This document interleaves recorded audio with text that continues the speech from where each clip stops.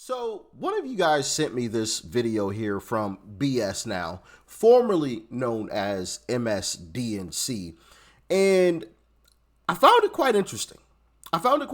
Because what you have here is Ali Velshi, hopefully I'm pronouncing his name correctly, actually criticizing the Democrat Party. Now, while I don't agree with a lot of the stuff that he's saying, it is quite interesting to watch BS Now actually criticize Democrats on national television.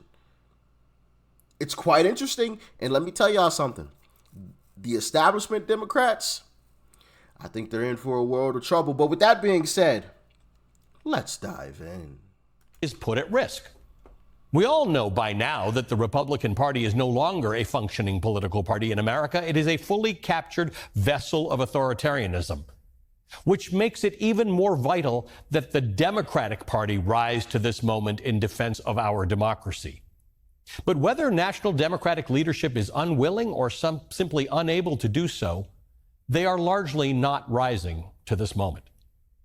Now, those of you who watch the show regularly know that I don't trade in inside the Beltway gossip. I don't spend a lot of time in Washington. I don't really know who's up or down inside the Democratic Party caucus or what some Republican whip whispered in a closed-door lunch. So when I criticize Democrats, and I do, some folks, including some of you, think I go too far. I get social media posts saying I'm rooting against the Democrats. So let me be clear. My job is journalism. I do not work for the Democratic Party. I am not a member of the Democratic Party, and I certainly don't do PR for the Democratic Party. My job, the job of journalism, is to bear witness on your behalf, to hold power to account on your behalf. And avoiding hard truths is not how you save democracy. Right now, one of those hard truths is that America has been badly let down by the leadership of the Democratic Party. And in my view, it's time for some of those leaders to step aside and to let people who are prepared to fight. Fight so hard that they might break something. Let the fighters step in and take over, because I see the fight, I see the energy, and I see the will out there. I see it in voters in Iowa who just flipped a Republican state Senate seat in one fell swoop on Tuesday. They ended the Republican supermajority chokehold on that state. I see it. Oh, man. Now, I warned you guys, I don't agree with everything that he's saying. As a matter of fact, I don't agree with a lot of the stuff that he's saying, but it is quite interesting to watch him criticize the Democrat Party. Like, this is on television. It's pretty wild stuff, you know? And honestly, it's really crazy that I'm shocked by this. Like, think about that. The fact that I'm sitting here shocked that the Democrat Party is being criticized on national television on what used to be called our news, right? Because now it's no longer the news. It's just a bunch of folks' opinions. It's just glorified YouTube channels that happen to be on national television, which is absolutely crazy in my humble opinion. But hey, that is pretty wild, man. That is pretty darn wild. But let's jump back into it. Things up. I see it in the two Justins who were expelled from the Tennessee state legislature for participating in a gun violence protest after a deadly mass shooting in their state, leading from the front. I see it in grassroots organizations like Indivisible, in the millions of Americans who've turned out under banners like No Kings. I see it in New York City, in Zoran Mamdani, who knows that the rent is too damn high. But Mamdani, one of the closest things that the Democratic Party has to a young, relevant phenomenon who draws new voters into the coalition, still has not been endorsed by New York's Democratic Governor Kathy Hochul, who claims to have a lot of fire in her belly about the whole redistricting thing, or by New York Senior Senator Chuck Schumer, the Democratic leader in the Senate, who seems regularly and validly outraged, but that's about it, or by New York Congressman Hakeem Jeffries, the House Minority Leader, who sure can deliver a hell of a speech, or by New York's other senator, Senator Kristen Gillibrand, who actually runs the Democratic Senatorial Campaign Committee. Here in New York, Mamdani captured the imagination of voters in a super crowded field. He's outpolling all of his opponents combined, and yet his own party's leaders will not embrace him, let alone try to hitch a ride on his populist coattails. Mamdani is emblematic because he's actually that fighter who learns what his voters care about and meets his voters where they are. And if he has to break some china to become the next mayor of America's biggest city, he will. It's just one example, but it's an important one, given that the National Guard is patrolling the streets of America's cities and ICE is roaming about disappearing people. I, for one, am looking for every fighter I can find. I could not care less if he's a Democratic socialist, just like I could not care less that Liz Cheney is a dyed-in-the-wool conservative. I would vote for Mamdani and I would vote for Cheney and any one of those people who are prepared to risk something for the benefit of their fellow citizens and for democracy. But I'd be hard-pressed these days to vote for Kathy Hochul or Chuck Schumer or Kirsten Gillibrand or Hakeem Jeffries or the people who lead the mess that the Democratic National Committee is these days. The people who control the levers of power in the Democratic Party appear to me to be standing on the sidelines. Where is the party? To openly criticize Hakeem Jeffries, Chuck Schumer, right, and the likes. It's pretty wild stuff. Pretty wild stuff. And that's why I say the Democrat establishment are in some trouble. They're at a crossroads here. And it's going to be quite interesting to see how they navigate this, because the party has become absolutely extreme. And the establishment knows and understands that on a large scale across the entire nation, that won't work. But the party is still moving in that direction regardless. So it's going to be interesting to watch how they move. The Chuck Schumers, the Hakeem Jeffries, the Nancy Pelosi's, the Barack Obamas. Even though he's not in politics anymore, he's basically the leader of the Democrat Party still. It's going to be interesting to see what they come out and say, what they come out and do. Because as he said, Mamdani is probably going to be the mayor of New York City. As wild as that is, he probably is going to be the mayor of New York City. He is crushing his competition. Absolutely crushing. Now, I think the Republican and Cuomo need to drop out and both back Eric Adams. And I think they can defeat Mamdani. But with all three of them, they're all pulling from the same pool. Like, they're all pulling from each other's pools. So they're not going to win. It's not going to even be close. Mamdani's going to blow them out the water. But like I said, y'all can let me know in the comments what you think the Hakeem Jeffries and everyone else is going to do. Do you think they're going to reverse course, or do you think they're going to keep chugging along as they are and risk being voted out? Y'all let me know. Let's jump back in. Battle line. Political leaders who think their job is to keep the government open and cut deals and make strongly worded statements to the media and on the floor of Congress are missing this moment entirely.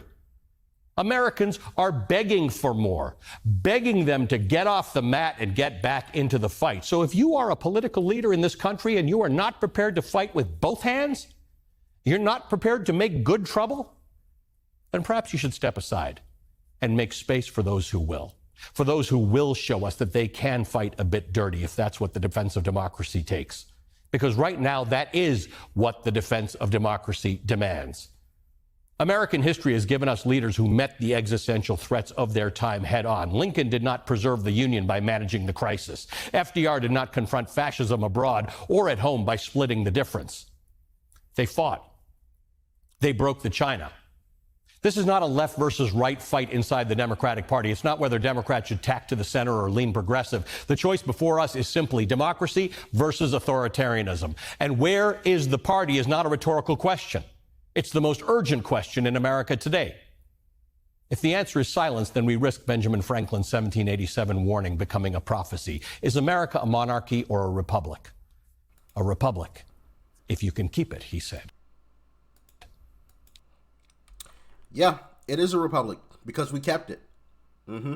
We took it away from you slimeball Democrats, right? But yeah. Like I said, I don't agree with anything that he was saying there. You know, democracy is under attack, which we don't live in a democracy. We live in a constitutional republic. I'm going to say that again because I know somebody's going to comment, Rich, we don't live in a democracy. Yes, I know. Duh. So if I ever forget to say that, y'all know. I already know. Because I haven't seen that comment. But these folks, man. Oh my goodness, we got to stand up and fight. You did fight. You fought and you lost. You lost. You lost every single swing state and you lost the popular vote, which a Republican hasn't done in 2 decades. You fought every single day to tell us how horrible, how terrible, how bad Trump is.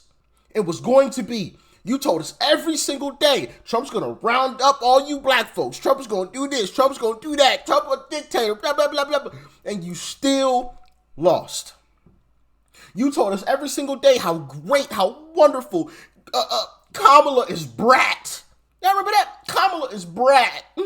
Oh my goodness, look, Kamala is for the brats. Look, as a matter of fact, look at all the celebrities that have come out and endorsed Kamala. Don't you want to be with your favorite celebrities? Fuck no. Excuse my language.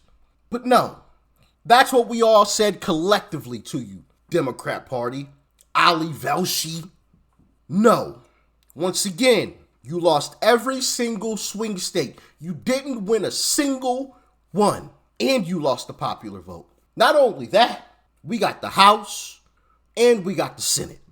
I don't know about you, Ali, but I think that's resounding hell no. But hey, carry on criticizing Democrats, brother. I love it. I love it. I'm not mad at you. I'm not mad at you. But that BS, we don't believe it anymore. We don't believe you. Trump dictator, oh my goodness. Our democracy is at stake. It's a republic if we can keep it. But weren't y'all the ones, aren't you the party that was banning people off social media? But Trump dictator. Aren't you the party that if people didn't want to get the splooge put in their arm, you were clapping when they got fired? Aren't you that party? You know, the same party that called those folks heroes when they were helping sick individuals who had the beer bug. And yes, I know it's not actually a beer bug, but it was named after a beer, right? Corona. You called those folks heroes at first, but then when they came out and said, nah, we don't want to get that experimental jab. We don't want to get the splooge put in our arms. You clapped when they got fired. Isn't that your party? Isn't your party the party of when we don't get our way, we burn down, loot, and destroy our towns and our cities? Isn't that your party? But the Republicans are the dictators? Really? Really? Isn't your party the party that was pushing us closer and closer to the EV mandate? Where the only option we were going to have basically was EV cars. Everything was going to be switched. We had no options after, what was it, 2030, if I remember correctly? So we didn't get to choose what we wanted to do, even though we don't have the infrastructure for electric vehicles. Isn't that your party? But we're the dictators, though, right? Right. Oh, my goodness. And I can keep going. I'm sure.